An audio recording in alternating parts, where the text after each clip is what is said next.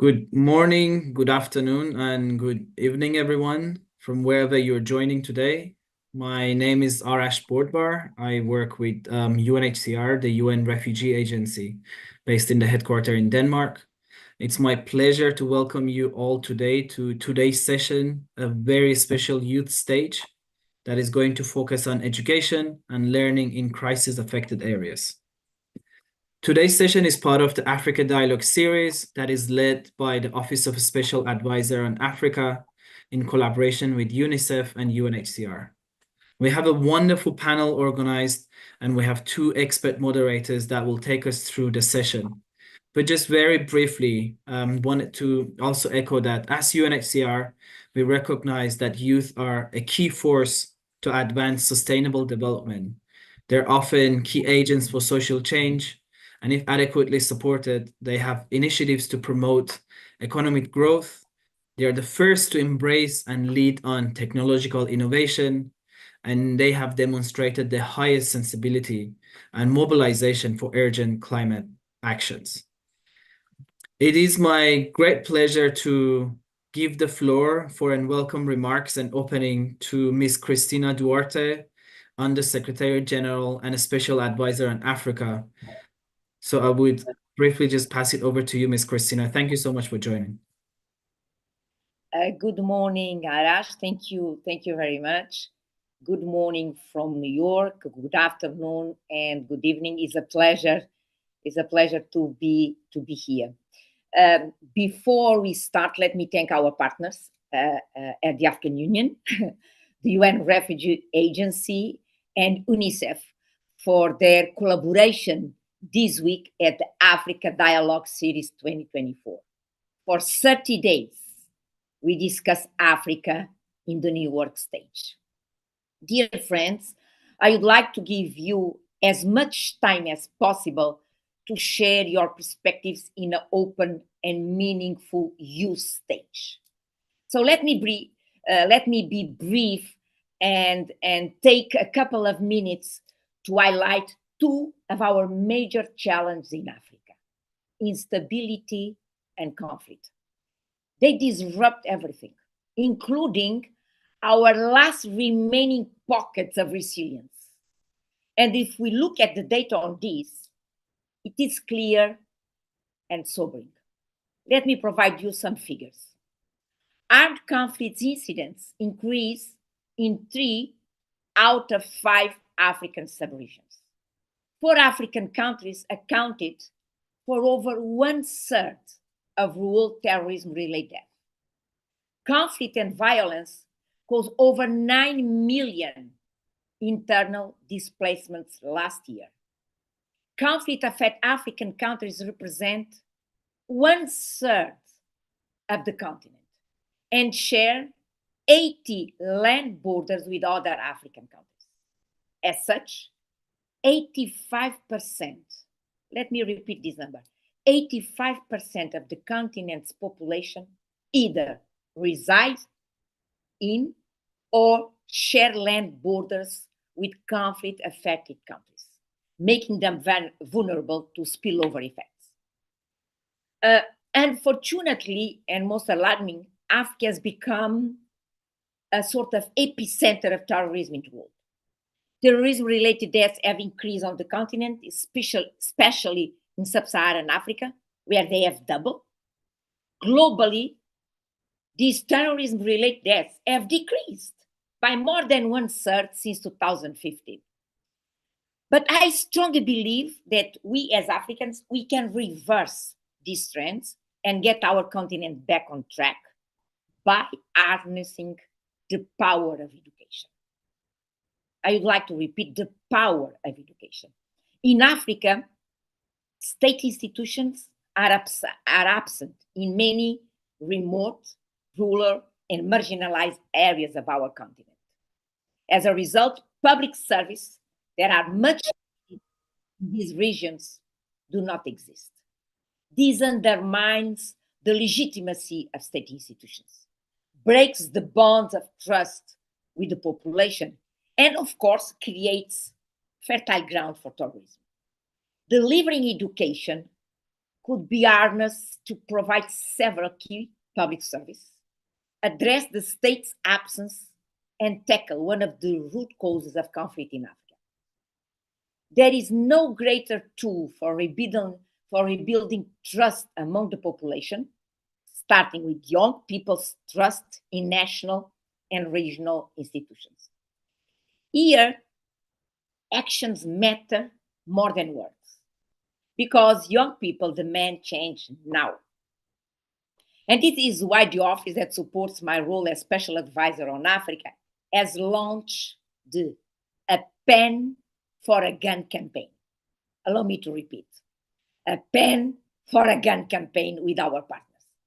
We seek to mobilize action that builds trust in institutions through education, because institutional trust feeds stability. And you are also pushing for a policy shift that prioritizes learning for peace. As we take the gun and replace it with a pen and bring the millions of out of school children back to their classrooms across Africa, we recognize that learning for peace is essential. We must learn that our diversity is not a source of conflict, it is a source of energy that can be harnessed to power our continent's progress for years to come. Dear friends, let's build the Africa we want, the Africa the world needs. Through education, we can do it. I wish you a meaningful exchange and look forward to hearing your recommendations. Arash, back to you. Wonderful. Thank you so much, Ms. Christina. I think this was the greatest opening for the session. We know that you are on board to support youth. We need action, not words. I really much like to hear that. And of course, considering the context that UNHCR works in, we are well aware of the ways in which conflict, injustice, poverty, and exclusion affect youth. These situations often also triggers harmful consequences for youth, with forced displacement being only one, violent extremism, organized crime. But we know that this is the biggest opportunity that we have with young people. But also we want to acknowledge that existing platforms and spaces need to be enhanced and new ones also created for youth to exercise their right and meaningfully participate and develop themselves as agents of change. So I think that's it from us. Now I would like to introduce two wonderful co-moderators for the session that will take us through today.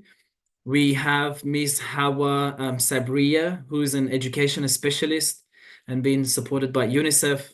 And we also have Mr. Felix Assay, who is working with the Tertiary Refugee Student Network as one of the global leaders. So I think enough from us and over to you. And we are so keen to hear what fruitful discussion today conversation will be. Thank you to both the USG, Ms. Christina Durate, and also Arash from UNHCR. So for a bit more context, in the work that I'm doing in Eastern Africa, I see that young people, including refugees, are frontline responders to emergencies and protracted crises, who are meeting the needs of their families and communities. And this is often before the humanitarian and development actors are actually mobilized and refugee response systems put in place. Now, despite the increasingly high number of globally displaced young people, refugee youth are still not meaningfully included within the humanitarian and development systems. This includes the development of long-term and sustainable refugee response plans that are crucial for boosting the resilience and self-reliance of refugees and their communities. Now, in order to address this, establishing effective mechanisms to track donor support for both refugee and host community youth, and implementing dedicated youth working groups within coordination mechanisms can really positively impact refugee response efforts. Now, to guide us through the specific objectives of our session today, I'm going to hand it over to my co-moderator, Felix. Thank you so much, Hawa, for providing this wonderful context. So just to inform you about the objective of this session, we are basically going to unravel key perspectives and recommendations on education and learning in crisis-affected areas. And to help us unravel this, we have 5 wonderful expert panelists. And so we have here Mr. Jean-Marie Isimwe, East African Regional Lead, Refugee Seeking Equal Access at the table. We also have Ms. Lorato Palesa Modongo, Gender Research and Policy Officer at the African Union. And then we have Ms. Monica Malit, a lawyer and a refugee advocate. We also do have Mr. Amani Joel Mafigi, co-founder Unleashed Potential in Motion. And finally, we'll hear from Mr. Samuel Miu, CEO and co-founder Zero Africa and Executive Director, Kenya Nimimi. Back to you, Hawa. Great. So before we begin, we're going to take a quick round of introductions from our panelists. So let's start with Ms. Loretta. Can you kindly introduce yourself and share how your work and expertise has been contributing to the theme of today's session, which is education and learning in crisis-affected areas? Great. Thank you very much, Hawa. Am I audible? Good. And good afternoon or morning to everybody who is attending this. And my name is Lorato, as it has been mentioned. And I'm currently the Gender Research and Policy Officer here at the African Union Center for Girls and Women's Education in Africa, AUCFA, which is basically a technical and specialized institution of the African Union that is specifically looking at girls and women's education in Africa. So as a research and policy officer, my role really is around just bring them to our programs and yes, including that one looking at education in emergency and humanitarian context. And I think if we all are aware, 2024 is the African Union Year of Education, and Outcome 7 of the roadmap specifically looks at education for young people and girls and women in humanitarian and conflict context. So as a person working in this area for this institution, that is how I am contributing for the theme for today. And it is a pleasure to be here, Hawa. Thank you so much, Loretta. Now let's move on to Mr. Jean-Marie. Can you please introduce yourself? Yeah, thank you very much, Hawa, for this opportunity and for the organizers of the event. It's a great pleasure to be joining the Africa Dialogue series. I work with the Refugee Seeking Equal Access on the Table, which is abbreviated as RSEAT. Prior to joining RSEAT as the East Africa Regional Lead, I worked with refugee-led organizations in Kenya and Uganda to really promote their access to spaces where they're able to advocate for themselves, but also continue to show good practices that the refugee-led organizations are doing. My work at RSEAT is generally to support states and governments in East Africa to be able to embed refugee meaningful participation. And the keen interest in why I think this discussion is very important to me today is that we are looking at how youths and then the African youth can be meaningfully engaged, be given the agency to lead and be able to bring outcomes that they wish to see in terms of how they see education for the future is. But for us, really, it's making sure that refugees are part and parcels, young people, scholars are part and parcel of the process of bringing solutions for their communities. So thank you very much for having me. Thank you so much, Jean-Marie, for telling us about what you do at RSEAT. So I'll now turn to Ms. Monica to kindly introduce and share a little bit about her work. So over to you, Monica. Sorry, maybe if you could excuse me for like 2 minutes and then the next speaker introduces themselves because there's a background noise on my end. All right, that's fine. Thank you for prompting us. So I'll now turn to Amani. Amani, can you introduce yourself and tell us about your work? Yeah, thank you very much. And thanks for hosting this amazing conversation. My name is Joel Amani Mafiki, originally from DR Congo, but I've been living in Uganda as a refugee for the last 16 years. I'm a strong advocate for refugee education, but also refugee access to decent employment. So I co-founded Unleashed, an organization that empowers refugees in leadership, potential discovery, business development, and social entrepreneurship. I'm also a member of UWC, which is United World Colleges Committee here in Uganda. So I mainly support refugees fill their applications to get access to scholarships, but also I support the refugees in accessing travel documents within the Ugandan system here. So thank you very much and looking forward. Thank you so much, Amani.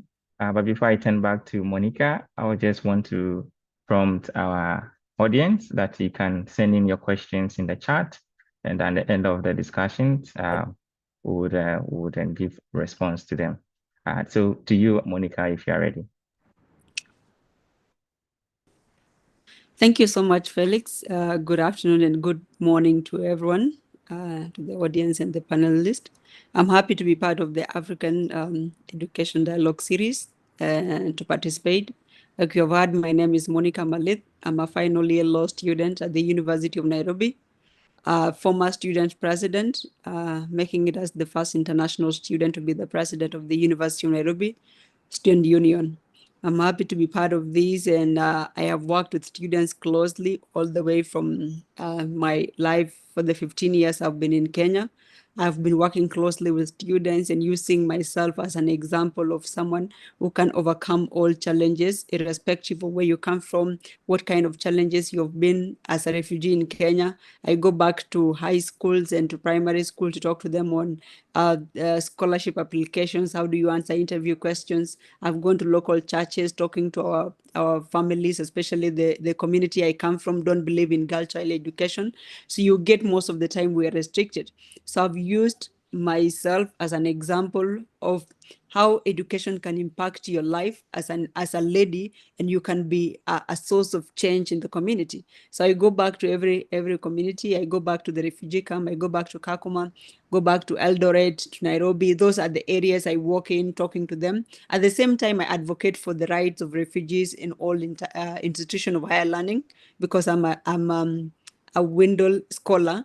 So I go back to all universities to tell them the kind of challenges that we come from, the background. Coming from a refugee camp is so different from someone who has been experiencing their life in towns. So I go back and let the administration understand our situation and where we're coming from, and how then do they give us a treatment that is specialized and a process that let us adapt to the university life and all of that. So that's what I do.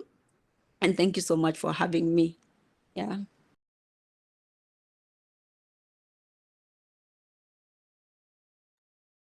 Thank you so much, Monica. Over to you, Hawa. We have one more introduction, Mr. Samuel. Hello, everybody. I hope you're all doing well, and I hope you can hear me. So currently, I'm in some weird place. I'm currently in Bali for the World Water Forum, hence why I'm in an odd place. So my name is Sam. I'm based in Nairobi, Kenya. I'm a young climate leader. I work with young people across Kenya and the world, mainly focused on the climate and education nexus. I really believe if we're able to tackle the climate crisis, we need to be empowered with the right skills and knowledge to actually, be able to shape the future we want. So I'm very keen to see how to bring the perspective of green skilling, green jobs to fight the climate crisis, especially now seeing how do we actually reach those who are most affected and those who are at the frontline communities and young people who actually need it the most. And of course, I'm happy to see fellow colleagues here and looking forward to a good conversation. Back to you, Hawa. Thank you. Fantastic. Great. So let's now start with our first round of questions. So I'm going to begin with Loretto, what are the short and long-term consequences of interrupted education and learning in crisis-affected areas on children and youth, and also on education systems? Great. Thank you very much, Hawa, for the question. And the the long-term and short-term effects are actually quite interlinked, and they move across different socio-political, cultural, economic spaces. And I would start firstly by saying whenever there's crisis and conflict, what happens is that there's school disruptions, right? And with school disruptions, there is a direct learning losses during those school disruptions, in which students are not able to access learning. And therefore, that period when they're not able to do that, there is dire learning losses linked to that. And we also see that students are less likely to complete learning even after the disruptions have happened.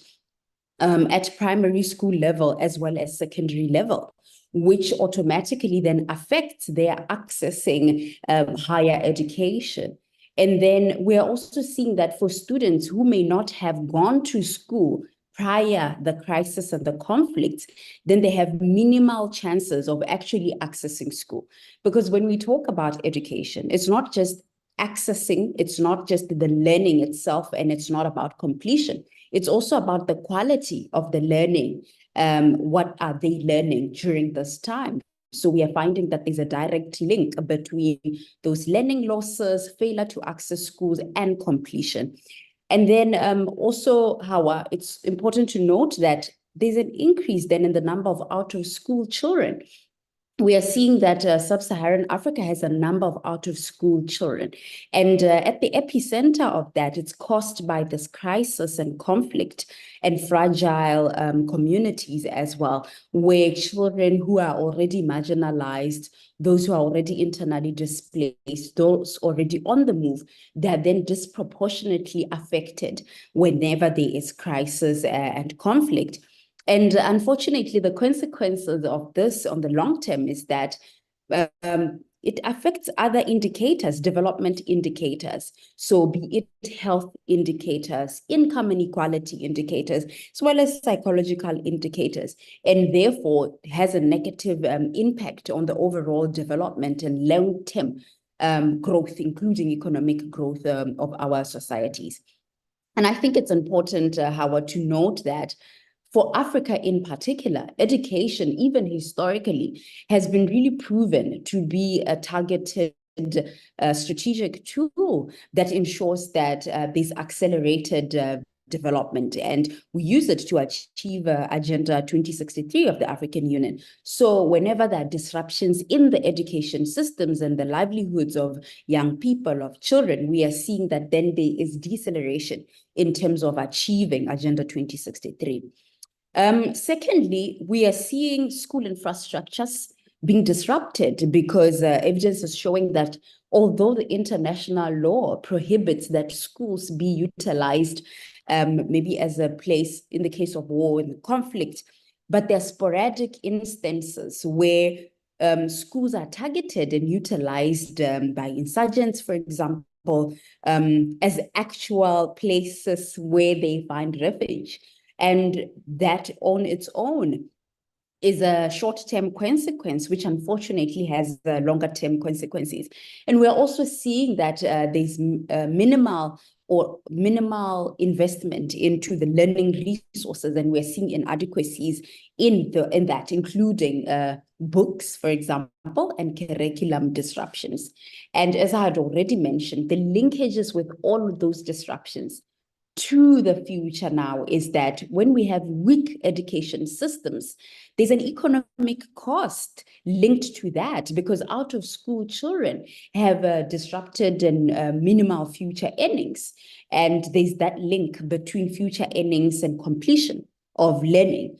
So if there are disrupted future earnings for any student, it means that in terms of poverty, we're going to see high rates of poverty increasing, but we're also going to have a hard time building human capital in the continent, which we need to achieve our development. And I think very directly, we are seeing the consequence being on the actual lives of children when they're being abducted, killed, and also harmed during the process when there's conflict. And we are also seeing increase in harmful sociocultural practices, including child marriages, forced and early marriages, and as well as sexual violations and things including sexual violations, right, as I mentioned. And then it's important to also note that one of the long-term consequences is that there's a disruption in the progress that has been made in ensuring that students are in school. And there's a disruption to the advancement of certain various international and continental instruments. For example, we have the Universal Declaration of Human Rights, we have the Continental Education Strategy, Agenda 2063, the United Nations Sustainable Development Goals 4 and 5, which speaks to access to education. And also the United Nations Security Council Resolution 2601, which speaks to directly ensuring that children have access to education even during conflict. So when this happens, we see a regression in the advancement of those instruments. And we have migration of teachers when this happens. So there's a loss of those personnel who have the capacity and the skills to teach, and therefore deeply plunging our education system in the continent. I will stop here, Hawa, and we'll continue this during the entire conversation. Thank you so much, Loreto. So you've really highlighted a lot of critical points: access, quality, the alarming number of out-of-school children. So on the same question, Mr. Amanijol, what do you think are the long and short-term consequences of interrupted education and learning in crisis-affected areas of youth?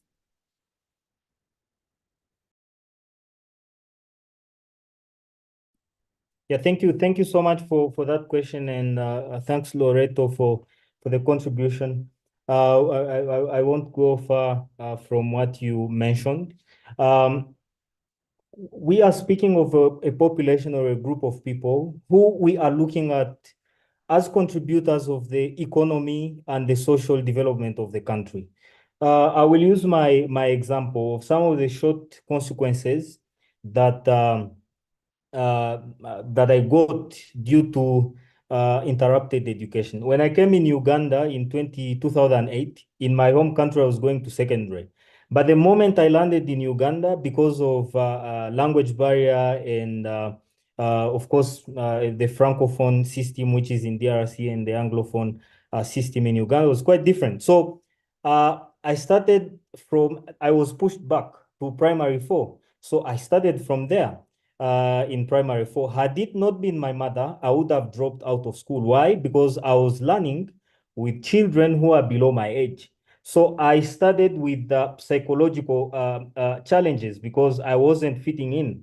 And I think this is what most of the children are facing, the millions of children who are out of school that are facing. They are facing challenges with psychological support, which of course brings about the knowledge gap. Where they can't be able to catch up with the rest of the world in terms of knowledge acquisition, skills development, that is essential to them as individuals, but also contributors of their own countries, but the countries that host them.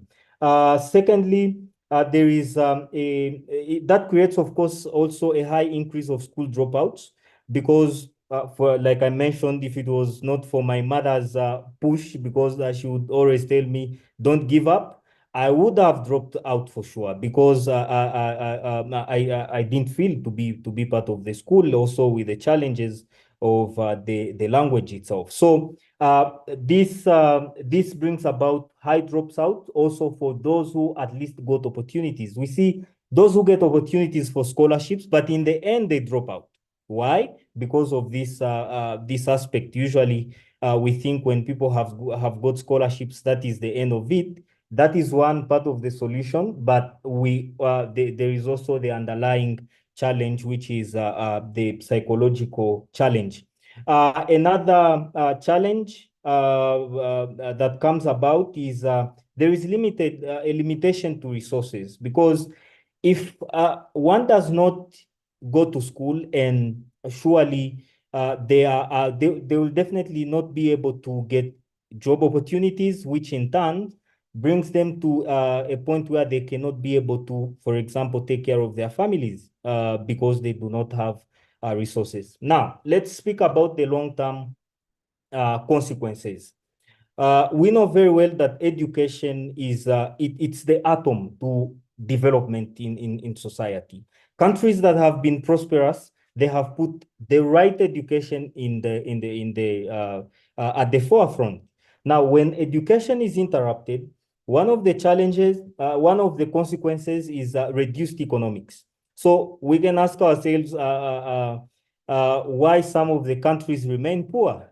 It's because definitely their education rates, their illiteracy rates are really, really low. We have a high number of unskilled people who can contribute less to the economy of the countries that they are in. Another consequence that can be brought about with interrupted education is increased instability, because if this high number of students or of children or youth are not in school, where do they go if they do not have jobs?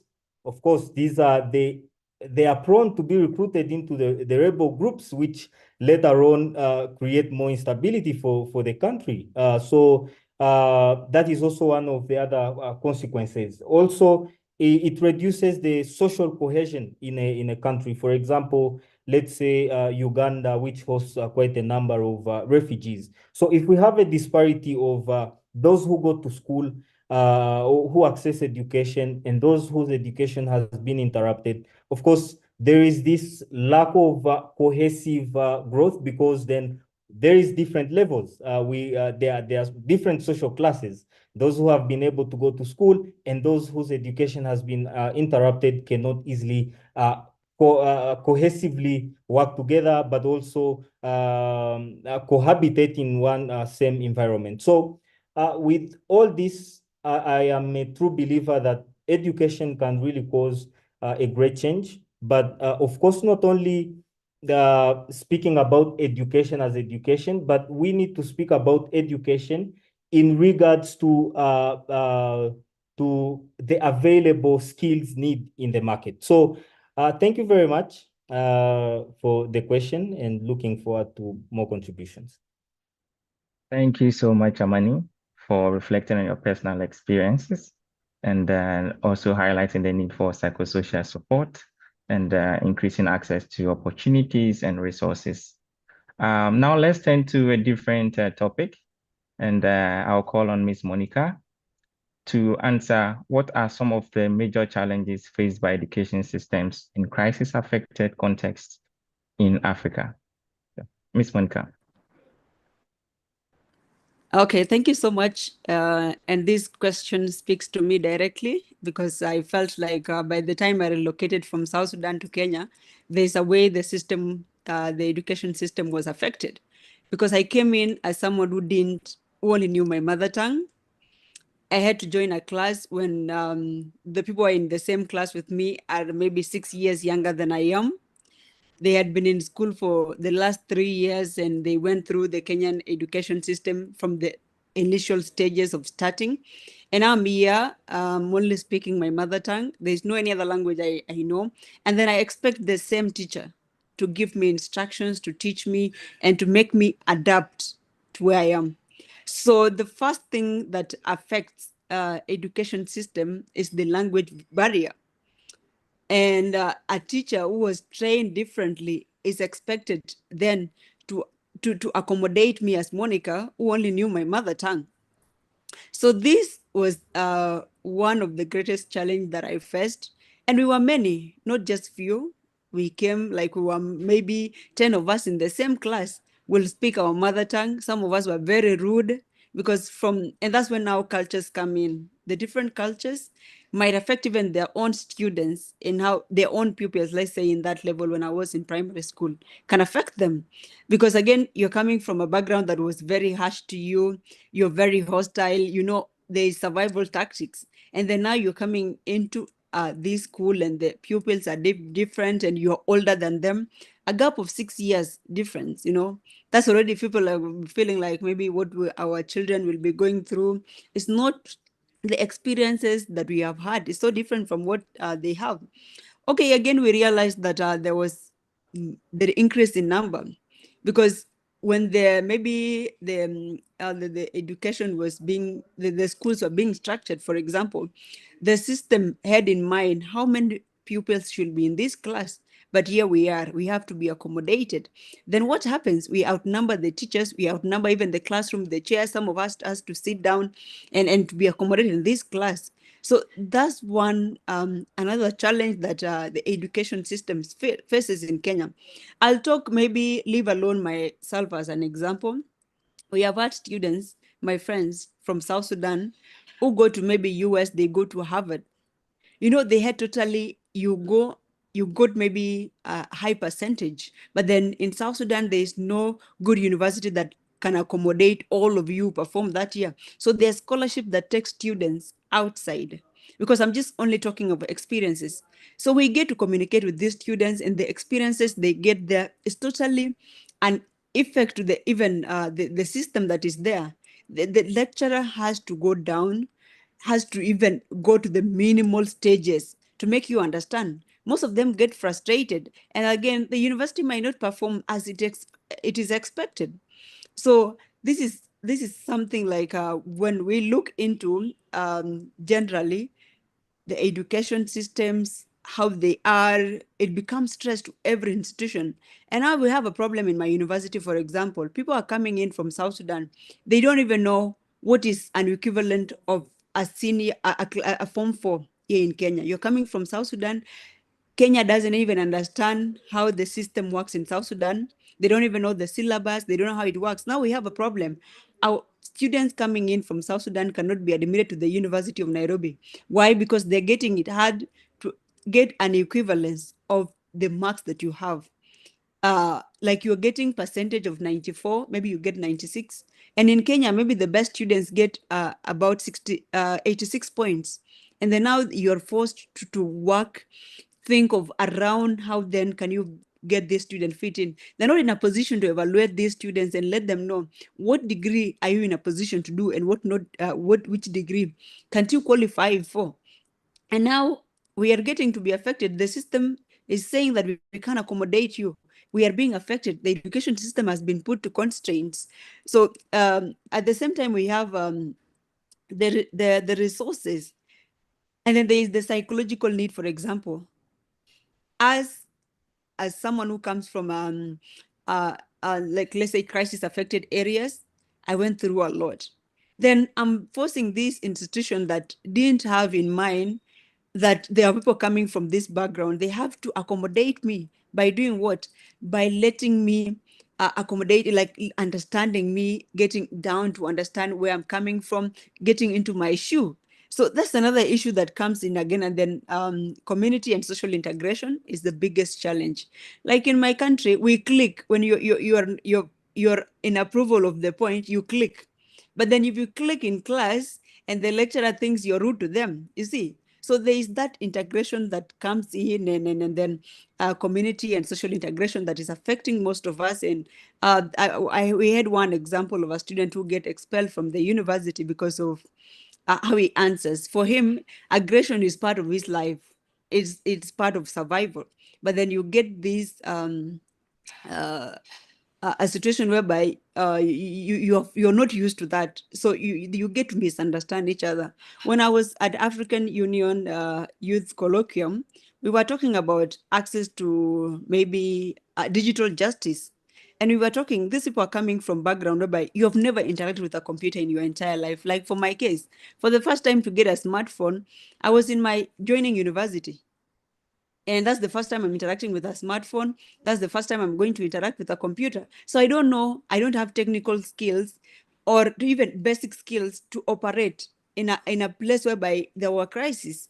You move out of crisis, you come and get another crisis. When COVID came in, you're entering a class, your devices, you can't even know how to operate them. You get frustrated. And also the lecturers and everyone else in the school will be frustrated. So those are the few things that I know are things that constrains the university, the education systems in the countries that we move to as people coming from crisis-affected areas. Thank you. Thank you so much, Monica. I very much agree with the points that you've highlighted. Now, Mr. Samuel, what are your thoughts on some of the challenges faced by education systems in crisis-affected contexts in Africa? Thank you so much, Felix, for the question. And thank you so much, Monica, for taking the time to take us through some of the key highlights that you talked about from conflict and social integration. I think allow me just to like kind of take 2 points or 3 points from her and build up from there. I think we also look at, in Africa, conflict is a very big one. Conflict, disrupts learning. And the fact that, in Africa, it's very often we find ourselves in a conflict cycle where conflict just keeps on happening and happening. Things are hushed down. However, conflict keeps on emerging again and again. Therefore, we find that people do not have a consistent way to learn and actually get access to good education that's good for them. Secondly, I think we can talk about climate change, and I also talk about Kenya. I think climate change is another thing that we need to talk about, how the climate change is affecting education, and it's actually making some of this conflict even worse. So, for example, like in northern Kenya, there's already conflict already, but the climate crisis is making that people are now fighting over resources, right? Which now puts women and girls and those marginalized communities even in a harsher condition. So even in Kenya recently, we had floods, which caused schools not to open for 2 more weeks and delayed learning. So we look about how does the climate change, because we have poor infrastructure in our schools, which are not able to withstand floods, when these hurricanes come, the tsunamis, whatnot. Our school infrastructure is so weak that, easily blown away, easily washed away. And therefore, this disrupts learning. So the key question is about in Africa, how do we make our learning also adaptable to climate change and be able to actually continue in terms of this crisis? I think the last thing which I'll touch on is about technology. Right now, we know we're experiencing the fourth, a revolution of tech, and tech is becoming the conversation on everything. But the question is, especially for Africa, is how do you talk about tech and people, especially at the rural level, don't even have a proper school to go to in the first place, and yet they're trying to compete with other global youth people from the global north who have everything up for them. How do they actually compete fairly in such a world where that there's already so much inequality from the beginning? So I think even as we talk about tech, talk about solutions, how do we actually address this localized challenge and the basic needs? Because I think when it comes to Africa, especially for the rural marginalized communities, access is the biggest thing. We barely have good schools that are of standard, that are of quality to actually deliver this. Also, building upon that, we can't forget the role of teachers.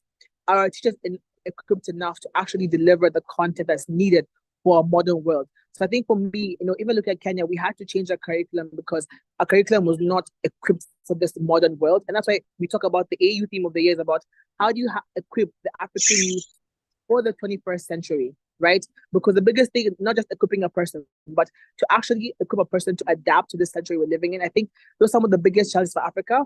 And I think as I close off, what I'd like to say is, as Monica said, how do we actually have education as African and taught in our own way that will actually help us as Africans? I feel like sometimes education can easily westernize us and make us lose some of our cultural values that we hold so dear that are part of who we are. So how do we create education curriculum that are actually enable us to hold on to our heritage, hold on to who we are, that will also allow people like refugees, those who have been displaced, to actually easily integrate, into the education system. Back to you, Felix. Thank you so much. Thank you, Samuel, for really highlighting the key challenges, but also in your last point, really hitting on the nail, the need for critical, relevant pedagogy within the contexts that we work in.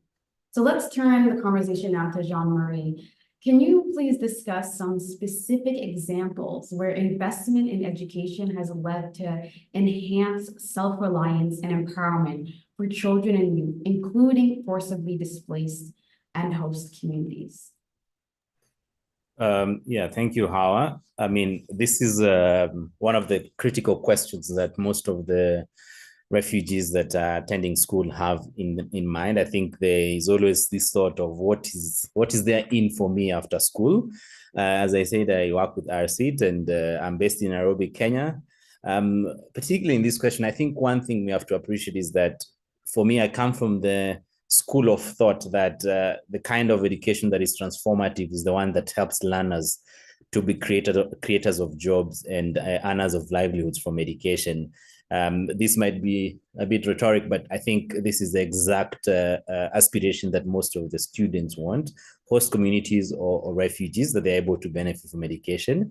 Unfortunately, many refugee students are constrained by limited access to quality education, especially during crisis, as some of the colleagues have already mentioned. There's so many disruptions that happen within that context, whether climate or just displacement.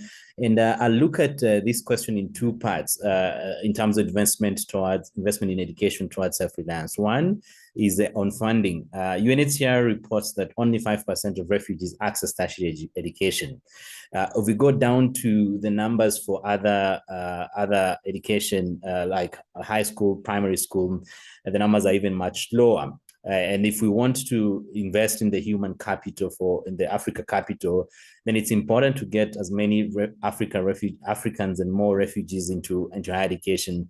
But unfortunately, due to lack of funding or less funding within that prospect, we see many young people, many refugees, many communities not being able to take their students, their children to school.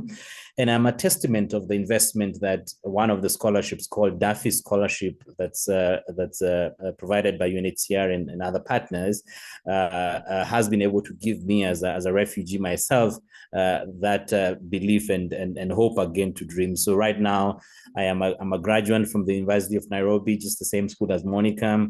And I'm going to be graduating as a journalist with a master's, with a bachelor's in journalism and media studies.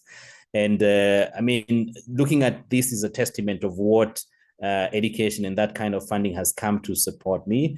I'm part of just one of the statistics that this funding has been able to support, but I think investment has to look at the bigger number of people that are missing out in school. So a lot of the time funding scholarships come and target less percentage, 10%, less percent.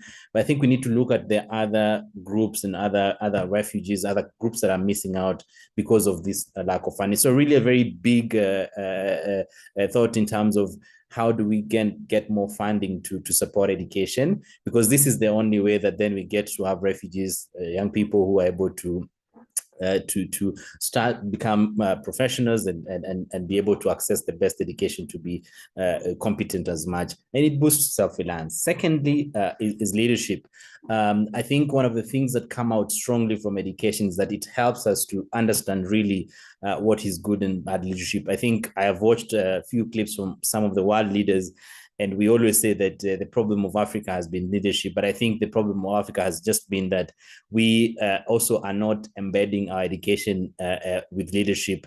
And a few interventions I've seen recently recognizing the value of refugees, the value of young people, of students, is really how do we put investments of education on the perspective of leadership? How do we support leadership for young people?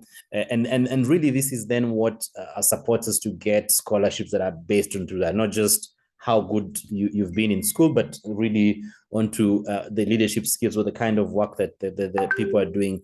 And lastly, to say that just I think I have interacted with a refugee from the MasterCard scholarship who is now a banker. He was a refugee in Kenya, now he's a banker in Canada, just to show you that the kind of investment is put into leadership. Myself, I'm now the East Africa regional lead, then to show really that if we invest in education and tie it to leadership, then it can be a good leverage for Africa. And lastly, is inclusive system. I think as I've already started by saying, it's a bit sad, sometimes very depressing for young people, and especially for refugees when you finish school and you're not able to utilize the knowledge you have.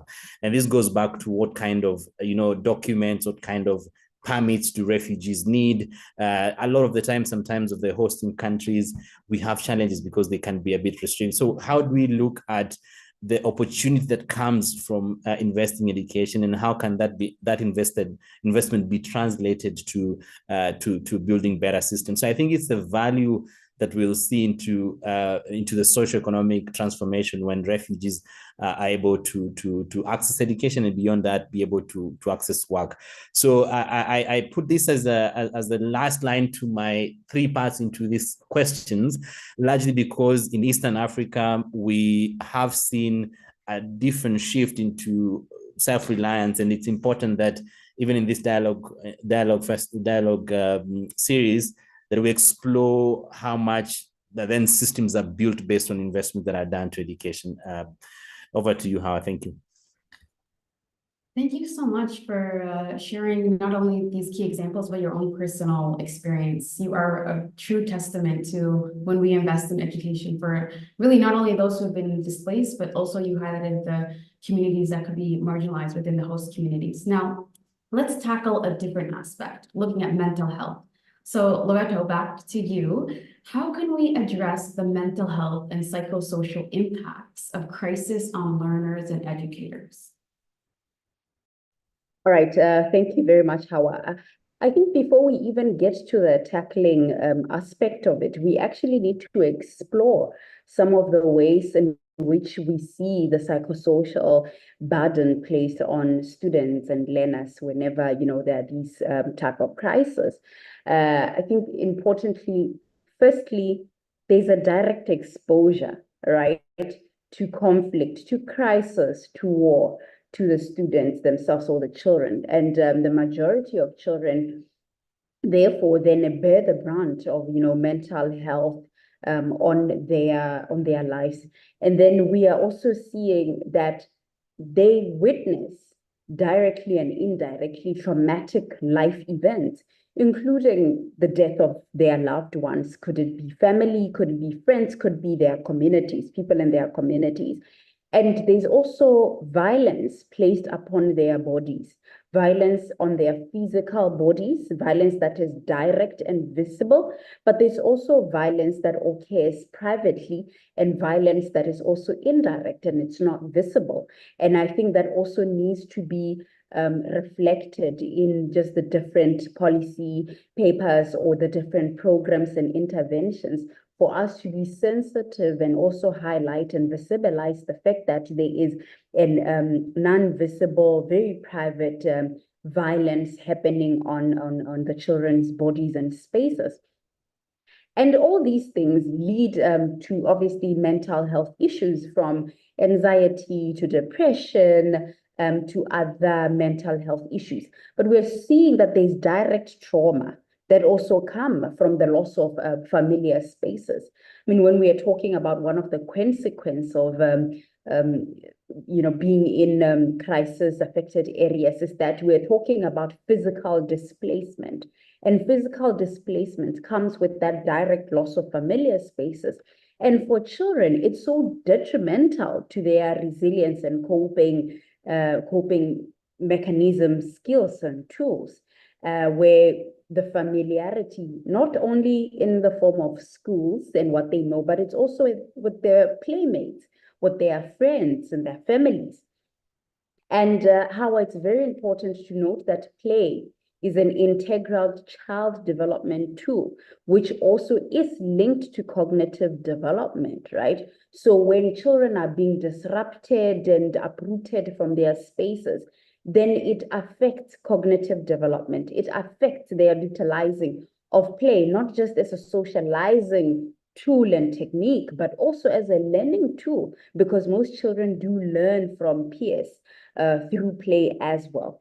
And there's a loss of opportunities for life skills and just opportunities to thrive, right? And thriving is a human need, right?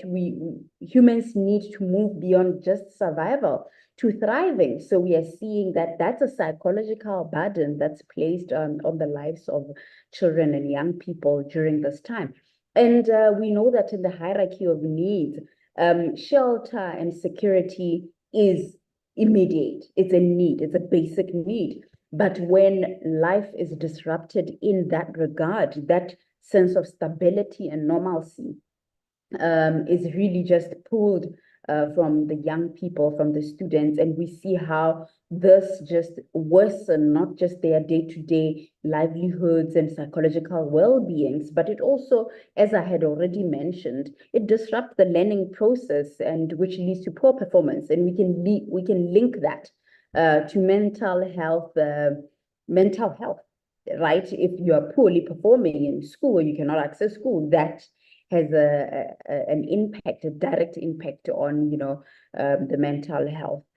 So we can mitigate this, and I'm saying we loosely to speak of not just member states or multilateral organizations, also speaking to non-governmental organizations and the different interventions from young people and from those, education actors and child protection actors, is that there should be establishments of temporary learning spaces.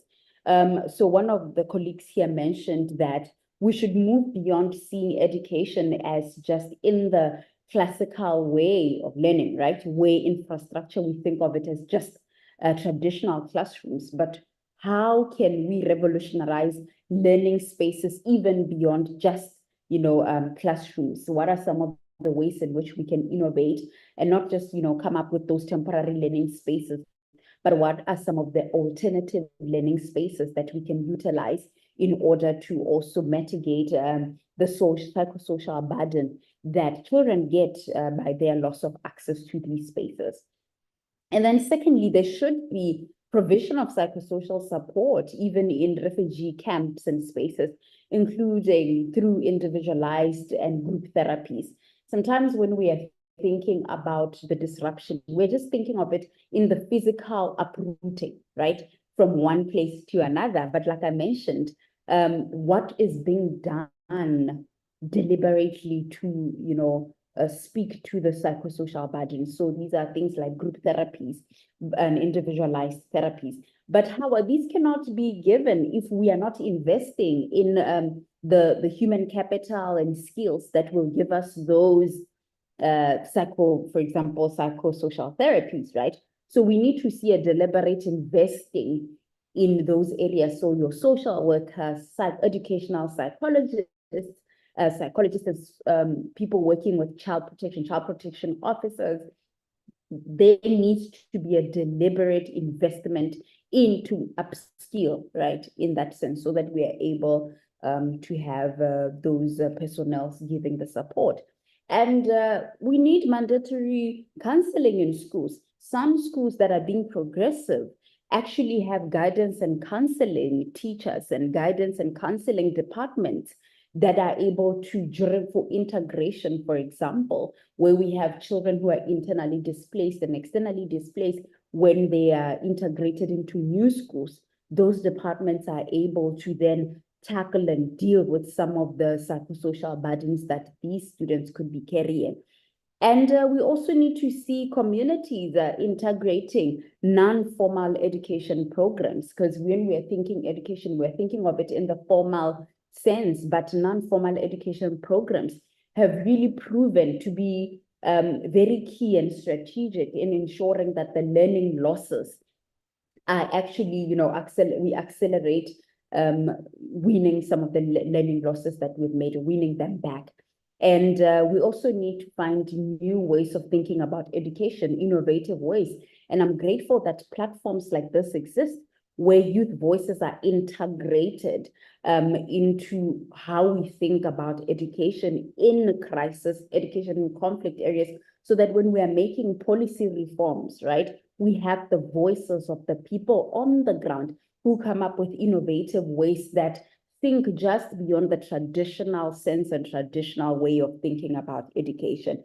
And we also need strengthened humanitarian response coordination, as I said when I started. So we are looking multilateral institutions, we're thinking civil society organizations, non-governmental organizations, youth-led organizations, but also public-private partnerships. We need to also see private institutions also putting investment into ensuring that humanitarian response is not just coordinated, but it's also strengthened to ensure that the psychological and psychosocial aspect is actually invested in.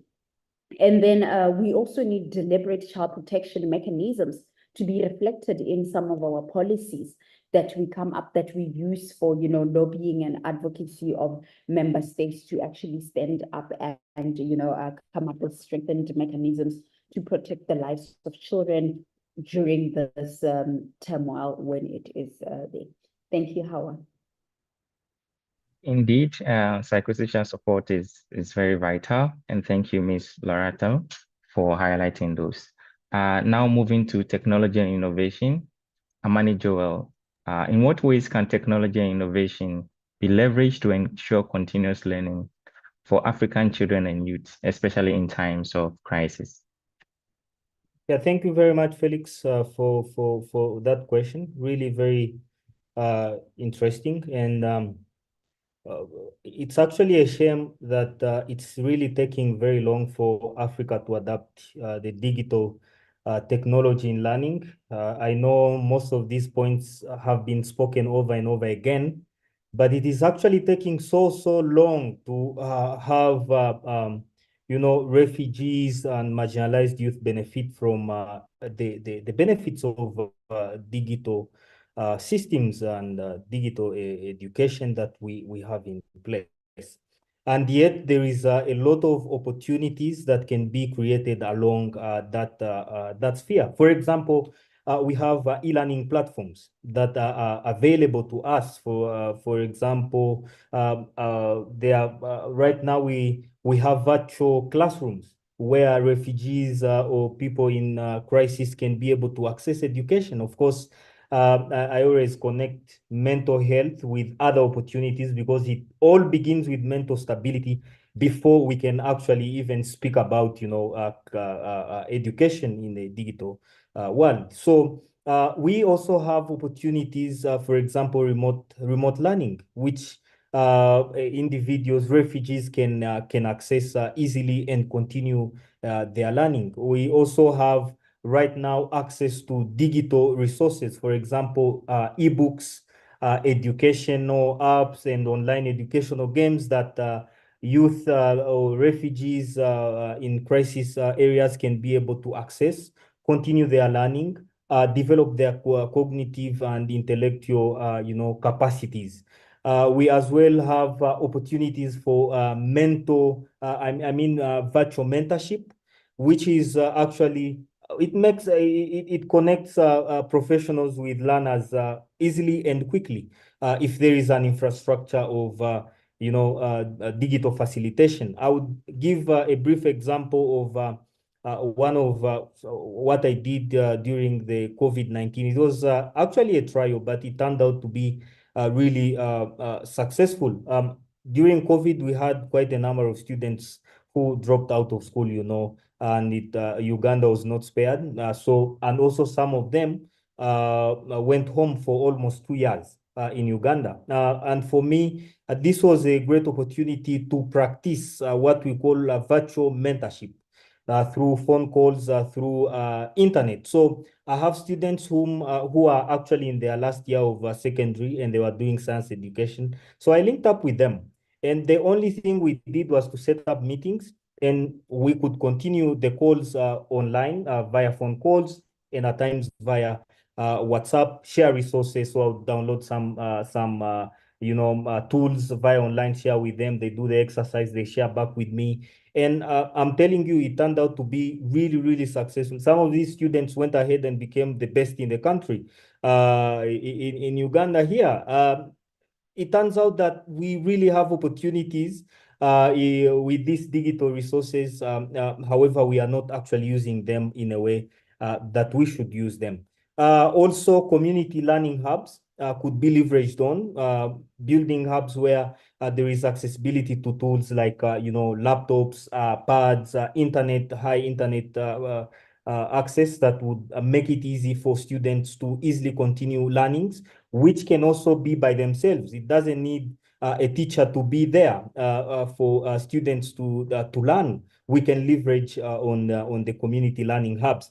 We are in an era of artificial intelligence, which can actually make it easy to customize a learning experience for any student with specificities that actually fit the needs to that students. AI, right now, if I would make research using, let's say, ChatGPT, and it would just give me all that I need to learn in whichever way that I want. So that's also an opportunity that can be leveraged on and that can be put into use. Yeah, I really think there is a lot that can be done, but those are some of the key points that I think we can look at and then and enhance on the learning experience of individuals who have experienced displacement and need to continue to learn. So thank you very much. Thank you once again, Amani, for your incredible insights. On the same question to Monica, what innovative strategies are being proposed to ensure continued learning opportunities for children and young people in crisis-affected areas? Thank you so much. And my colleague have shared so much of everything around crisis-affected areas. And what are the question you've just asked me of innovative ways in which we can make sure that there is continued learning? As I was walking around thinking about what is this that could help students in crisis affected area to continue their education, one of them was funding. And funding is one of the major factors in every sector, be it in education, be it in crisis affected areas. And in this kind of funding, I will want maybe emergency funds, because there is a case just 2 weeks ago, and now there is a notification that in Kenya there will be heavy rains. And these heavy rains, if you know that your place you're in a place whereby it can be affected easily by floods, you have to move. So if only we have funds that are circulated for these emergencies, funds that will be they even withdrawing and then being given to these people, is there's a way it is easily facilitated, this will not be affected. But then you're just giving a communication that you will be affected by floods, but there's nothing that can be done. So these, now the parents are already thinking they will be moving away from their homes. But then where are they heading to? What are they going to be? What is the shelter? Where the children going to go to schools? So if we have funds that could support them and that could only be secluded for emergency cases, because we have different crises affecting Africa. We have natural disasters like the flood now. It's something that we didn't envision. So I would want to say, if we have funds allocated for this, it will be very, very, it will come in handy to support these students. And these funds as well has to come in a way that it doesn't just only look at one area. And only these funds can be effective because there's management of funds. That's the biggest challenge we have also in Africa. There's allocation of funds, and then these funds are misappropriated. So you get them being used in a way that is not even going to help. The only way then I thought they could be of help is having data. These people in crisis affected area, you just don't have to give a communication, you also have to get their data of these who are affected. And by having these data, you will also be putting into your mind, how do you help them even continue with their studies in the areas they are? And this is where technology comes in. And this technology needs funding still. And that's why I was saying everything revolves around funding, because you have to relocate to a new area, you have to get devices, because African having a smart device is a luxurious, is a secondary need.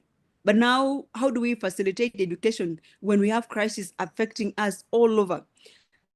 So if we could only also invest in technology, whereby if students move to new areas, they'll be in a position to still attend their classes, while online, maybe digital. And that's why we can say maybe we have integrated kind of learning, hybrid, whereby if we have online and physical classes for those who are in affected areas, and this can only happen when you have devices, internet connection, and all of this internet connection takes us back to what? Funding. Again, we have reassurance. We feel like we have lost it all, or everyone who has been in a crisis affected area feels like they have lost it all. Those we are getting into their spaces feels like we are infringing into their own spaces, their own freedom and everything else. So we have to be given reassurance for this continued learning to take place. And those are the key things that I think on our end we can do to ensure continued learning in crisis affected areas. Yeah, thank you. Thank you so much, Monica. I'm hearing funding, I'm hearing, putting trust in young people and also giving them the assurance that they have the opportunity to continue their learning wherever they are. So that kind of connects well to the next question, which is going to be for Samuel. Samuel, can you tell us what roles can young people play when it comes to designing solutions that enhance educational opportunities for children and youth, including those who are forcibly displaced? And what support do youth need to be effective in these roles? Thank you so much for the question. And I think I'll be able just to build up from what Monica talked about, and of course, my other panelists. I think, especially for Africa, we have the youngest population. By 2040, 40% of the youth population will be based on the continent, right? So therefore, we have a resource to tap into. We have potential to tap into. So young people, I always say, young people bring in creativity, they bring in innovation, they bring in tenacity and resilience. And I think when dealing with education, it's a very complex issue. We need to be resilient, persistent, and push forward. Therefore, I think as young people, we have to harness that power, that we have within to fight education. Secondly, I think for young people as us, especially for us in this space, in this meeting today, we have to be advocates. We have to be able to make noise out there, both in the streets, both in the key rooms with the key leaders, with the policymakers.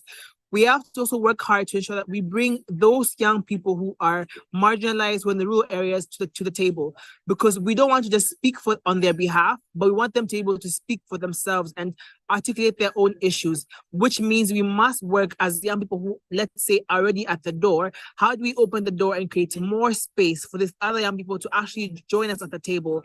I think we need to foster collaboration, because a lot of young people are doing amazing stuff across the continent. However, we're all working in silos, right? And I believe we're able to learn from each other. I believe I can learn from Felix, I can learn from Howard, I can learn from Amani. And I think, how do we foster collaboration in a mechanized way? Therefore, we're able to share best practices, we're able to learn from each other, because I believe we already have a talent on the continent. I think for me also a key issue is we also need to find a way to, finance all these things, because everything requires money. So how do we actually find a financing mechanism that is suitable for Africa? Because we do not want loans, we don't want debts, So how do we actually create a mechanism of blended financing, a mixture of grants, a mixture of public-private partnership in education, investing in edtech, investing in school infrastructure, investing in the capacity of teachers, investing in communities to actually deliver quality education for all. Lastly, as I wrap up, I think it's for us and all of us here, for us to continue to keep the fire burning. Because the moment people lose this fire, it's so many things are happening. But for us as education advocates, is to draw the picture. How do we connect education to everything happening in life and be able to show that education is at the heart, of achieving the SDGs, of actually achieving the agenda. So I think as young people, we have to be that voice, and we can't get tired. Not now, not ever. Back to you, Hawa. Thank you, Samuel. That was very, very inspiring. And I think you highlighted the need for bringing more young people to the table to have their voices heard, which leads really well to the next question, because it's related to policy. And this is for Jean-Marie. What policy changes are needed at the national and regional levels to ensure that education remains a priority, even during conflict and crisis? Yes, Ms. Howard, thank you very much for this question. Actually, I think Samuel read my mind about this. I think this is, I wanted to close with it, but it sounds like Samuel read my mind. But really, I think when you look at the question of policy, I have been in the policy discussions for the last 7 years. Or even more, but largely it's really been a very light process over time, both in Kenya, in many places. I think it's been also in other places in Africa. I think one of the key policy changes we need to see beyond the content of the policy is really looking at the agency of young people and the education stakeholders. So in real sense, really the students themselves. How do we center their voices within the process of finding new ways of doing things? I mean, Samuel really spoke very well in terms of keeping the fire burning, but I think sometimes it's a bit very, I would say, it can be a bit depressing, and also depressing in some way, just really to see that there are certain challenges that keep on staying in the system, especially in the education system, and we're not able to progress into unlocking those systems. So I think the root cause to really being the route where on how to move to that direction of improving is bringing the young people, bringing youths into that table. And this is the very work that RSIT does, and this is the work that I'm doing in East Africa, really being able to talk to governments and donors and partners to see the value of bringing young people, refugees into that table, because they understand their issues best, and they're the ones who should be able to speak very much in terms of how to change the system, how to make it more responsive. Secondly, and maybe broadly, I want to speak it through two parts really. From a national perspective, I think a lot of the hosting countries have been trying. I mean, Kenya, where I reside in, has been moving into a new policy shift called the Shirika Plan, bringing people together, bringing both refugees and the host into the same discussion. But I think the key issue that continues to remain into policy is how we make sure that we embed the refugees into those plans and the policy itself. So I mean, it's good to have different kind of policies that speaks very specific to refugees. But again, also nationally, I think you realize that when you do one policy, one new act of, a new act or a policy, it needs to be embedded into national policy within hosting countries. And I think we need to explore this. We need to see how young people can be added into that bracket as a category, more of an emphasis into their special attention to their needs, and really, I mean, this then would take us to the level where how responses to education evolve in terms of both how do scholarships, how do loans, how do bursaries then are given to refugees, just the way they would be given to nationals or any other group. So I think that's the second part, apart from the participation part. The third and last part really is looking at the regional position for policy. I think we've had a very big challenge in terms of harmonizing the policy and declarations that we have in most of the region. So in East Africa or in Africa. And I think the Office of the Special Advisor UN Special Advisor for Africa would help us so much in terms of advancing the idea of harmonizing our policies within Africa. So looking at the East Africa region, we have EAC, we have the South Africa, we have the SADC, we have the ECOWAS, all of them having different perspectives on how they see policy, but then they affect the education in different ways. So I think we need to explore how to harmonize those laws. I mean, if I speak more specifically in terms of declaration, there's the Kampala Declaration on Jobs and Livelihoods. There's the Djibouti Declaration, which also speaks about education. There's the whole perspective of not leaving anyone behind into this. So I think we need to see what could be the role in supporting the region to really go back to some kind of harmonization into laws. And I think this would be a greater effect into making sure that we have a transformative kind of policies within Africa. One, looking at reducing the restrictive policies that are there. Then this would mean that refugees, young people, marginalized groups are able to access financial inclusion where they're not able. I've been a very big advocate on ID and documentation. How do we look at the work permits? How do we look at the business permits? That any documentation that we need, the health, there's a lot of very specific things that any young person, any scholar, any person would need. So I think we need to move the needle much more in terms of harmonizing that. Even if it's not harmonized, how do we all embed this into a way that then supports education in terms of the transitioning it to the other variables that are in. So I think how really to say big one, I think bringing more refugees at the table. I think it's not just one seat at the table. It is creating as much more enough seats for young people to be at the table in terms of policy discussion, to embedding refugees into national plans and discussions on policy and really making sure that it's impactful to that. And then that's just seeing what's the value and how do we bring the discussions of harmonizing laws and policies and giving effect to them in terms of how they need to change and applied. And we've also had a challenge in implementation. This is an area that young people can really help. Samuel talked about the creativity, spoke about really the energy that young people bring. I think this is all that we need also in policy. It's not just about serious thing. So really, how do we make this serious thing actually work for the young people? That said, thank you, Howard. Thank you so much, Jean-Marie, for your wonderful intervention. I think this brings us to the close of our panel discussion. And I want to thank you, panelists, for bringing to this dialogue your incredible insights, experiences, and expertise as to what solutions should be provided to education and learning in crisis-affected contexts. So to begin with our very first question, I'll direct this to Ms. Lorata and Amani. So the question is, what are some of the what are some on the ground projects that different panelists are working on or with in regard to education in crisis affected areas? And how do they contribute to the bigger picture? So from the AU perspective and from the refugee-led organization perspective. Yes. Loretta, you wanna go first? Okay, thank you. Thank you very much.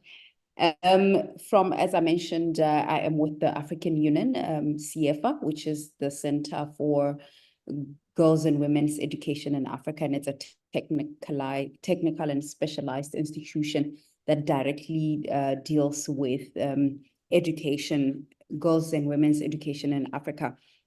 And in our strategic plan, one of the axes really is around galvanizing education efforts in crisis and humanitarian contexts, right?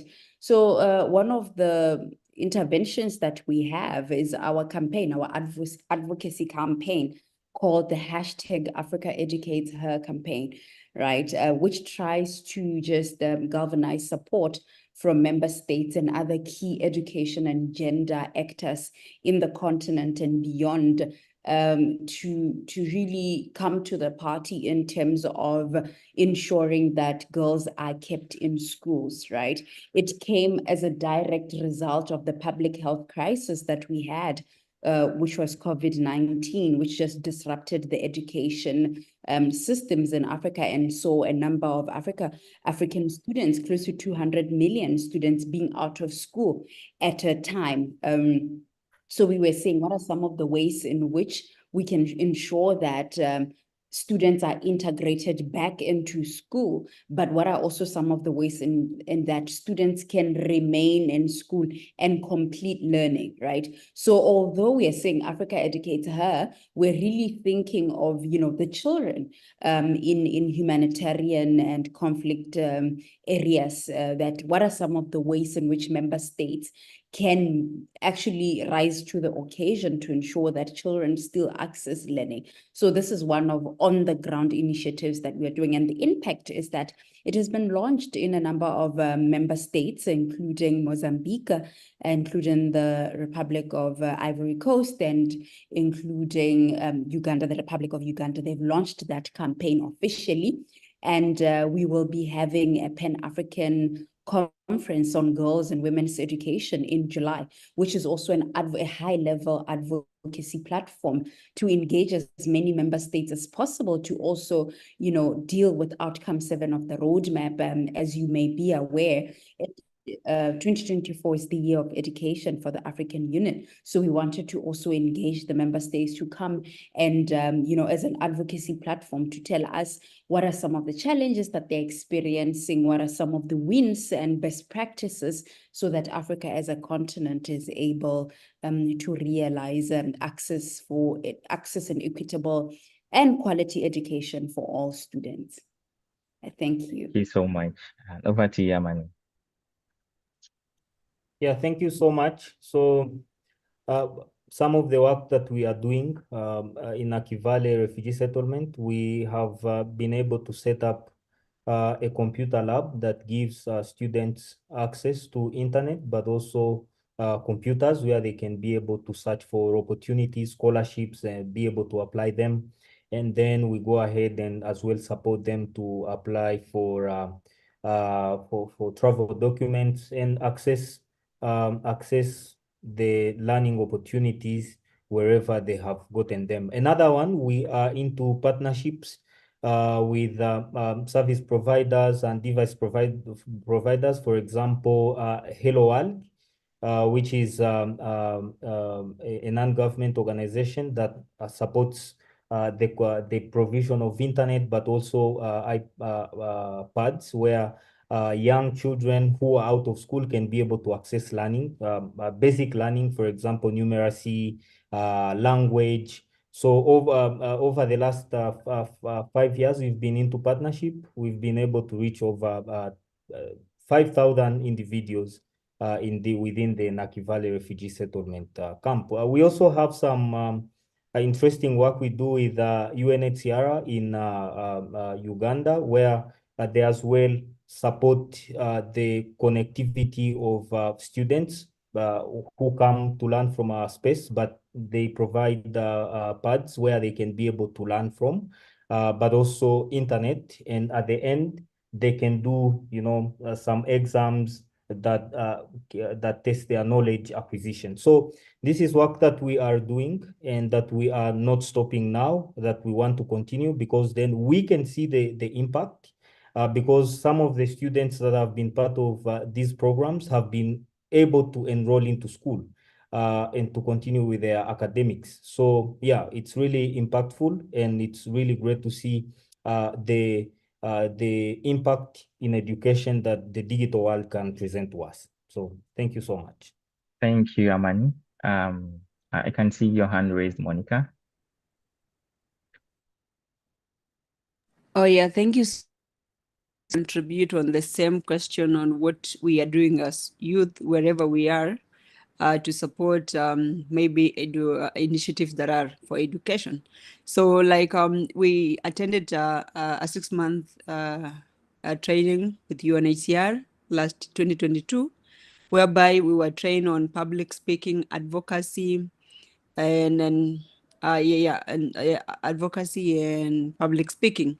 So from there, we came up with what was called an initiative called Youth Uplift Network, whereby we help students when it comes to entrepreneurial ideas.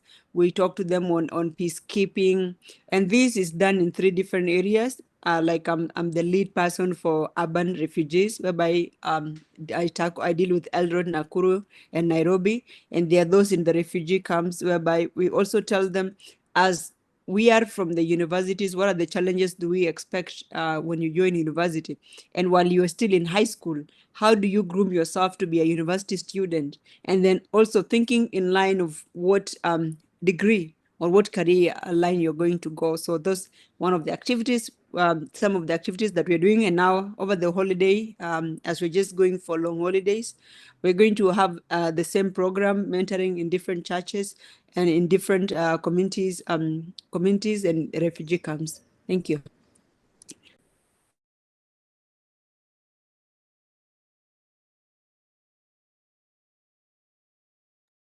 Thank you, Monica. So the next question to Jean-Marie. How can we redefine what education means, in essence, as opposed to the traditional classroom, so that youth in crisis-affected areas can be supported in learning in new ways? For example, the creative problem solving that being in need and can lead to. Yes, thank you, Felix. I think I'd rather, I wanted to tackle the one on policy, but well and good. I think that particular question is very important. I think when we look at education, especially in crisis situation, sometimes you're often not able to actually even go to the classroom and engage in education. So I think there's a need to explore things like, I mean, I was at one point training students on what was critical thinking through game programming with UNICEF then in 2016. And students would learn how to have intercultural competence and critical thinking, problem solving. I think such are elements that we can explore, but at the end of the day, I think it's always looking at what are the ways that students can still go on with education even during crisis. So looking at blended forms of educations, whether it's connected learning, whether it's finding ways of how students are supported better in school or when they're learning. I think that's really important.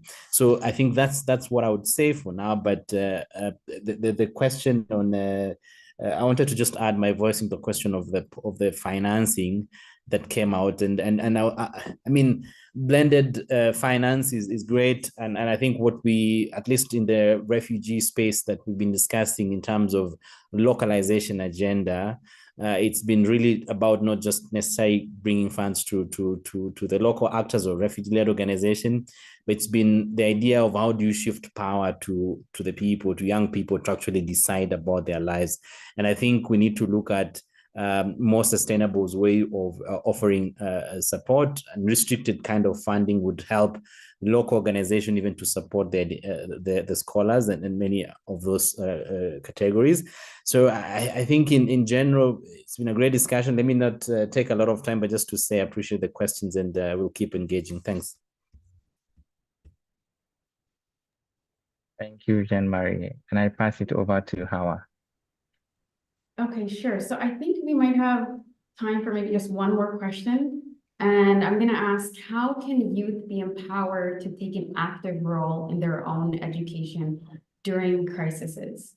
And I want to open the floor up, but if Samuel wants to talk, or anyone that maybe can add. Yeah, Samuel, go ahead. Yeah, thank you very much. Allow me not to have my camera on. I'll just briefly add, and maybe Amani can add as well. But I think for me, when it comes to working with young people and kind of how do we empower them, I think what is critical is actually co-creating with them, because we don't want to give these people in these crisis areas like our own ideas of what should be done for them. So it's more like how do we actually co-create with them and work with them and create tools that work with them. So it's like it's like going to the communities and seeing how to actually look at conversations. It's look and see how do you actually localize the conversations with these people for them so that they can actually co-create the solutions by themselves with not us doing it for them. I think that's very important, because the goal is to empower them with the tools, because all they're lacking sometimes just the tools or maybe the platform to share the ideas. So our work should be to create that platform for them so they can actually,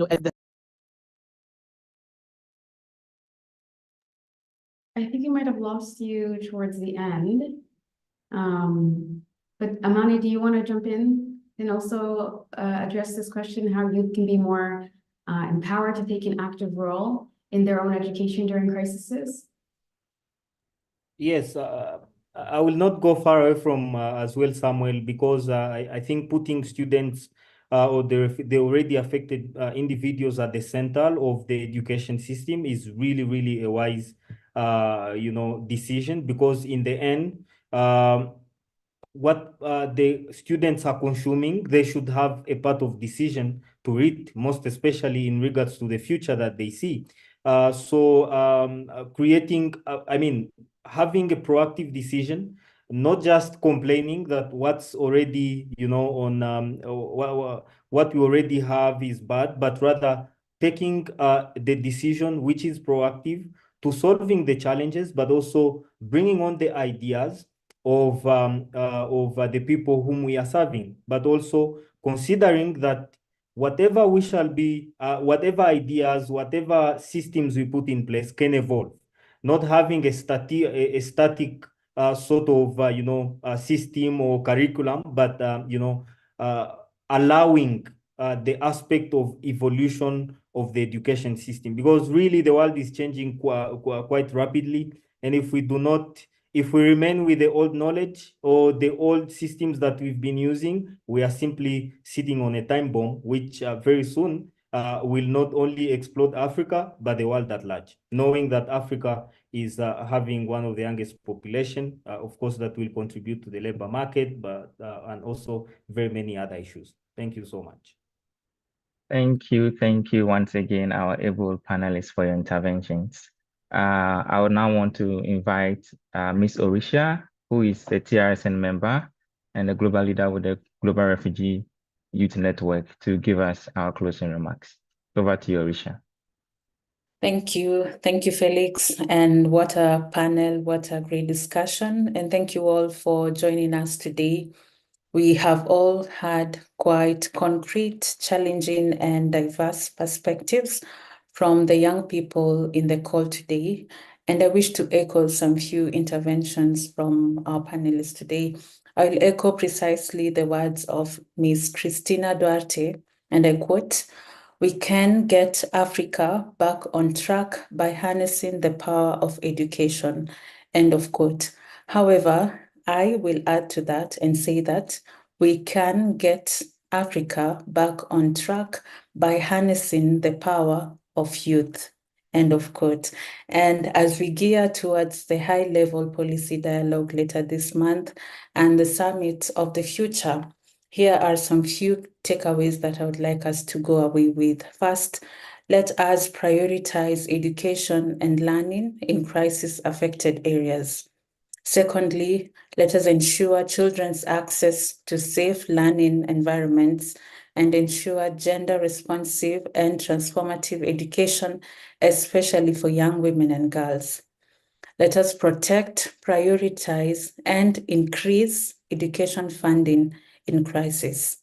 Let's recognize young people as agents and drivers of change. Let's ensure psychological support for crisis-affected populations pursuing education. Let's integrate youth voices in policy reforms. And lastly, let's strengthen humanitarian response coordination and recognize refugee youth-led organizations as agents in humanitarian action. Thank you very much, and thank you for having me today. Thank you so much, Aricia, for the closing remarks. And I think this brings to an end our African Dialogue series. And thank you, our audience, for joining in. I would say bye.